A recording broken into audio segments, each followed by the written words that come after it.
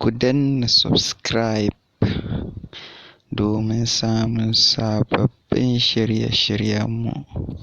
Barka da zuwa labaran Kannywood. Idan wannan shine zuwanka na farko zai fi kyau ka danna mana subscribe. Yau labarin da muke dauke da shi shine labari akan shahararrun fina-finan da suka shahara a arewacin Najeriya, wato Hausa Movie Series. Fim na ɗaya wanda ya shahara a 2020, ma'ana shekara ta 2020, shine fim ɗin Izzar su.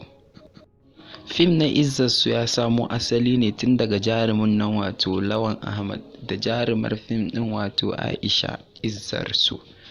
An samu nasarori da yawa Izzar su da ba kowane fim bane aka cimma.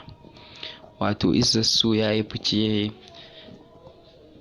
a cikin shekara ta 2020, domin fim ɗin ya zo da faɗakarwa iri-iri.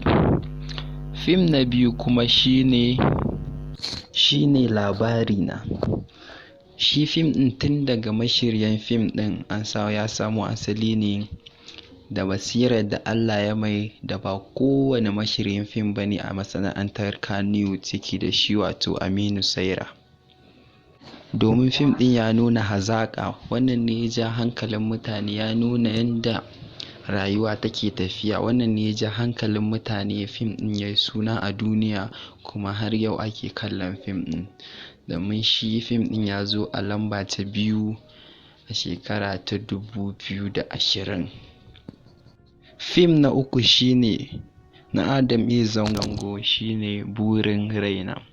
Shi ma fim ɗin ya cimma nasarori da yawa, domin fim ɗin shi ma ya yi fice a shekara ta 2020, kuma har yau ana sake nuna fim ɗin, domin shi ya kasance na uku a series ɗin da ake yi a arewacin Najeriya, domin an haɗa jarumai da yawa, manyan jarumai irin su Isa Feroz Khan, haka shi ma ya taka rawar gani a fim ɗin Burin Raina, domin fim ɗin ya daɗe ana shirya labarin shi. Sannan kuma akwai wani fim da ake tunanin Adam Zangon zai fara, wato Farin Wata.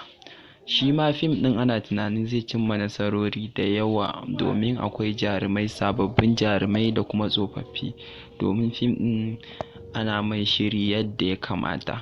Kuma kwanan nan insha Allahu za a fara nuna muku shi nan ba da jimawa ba.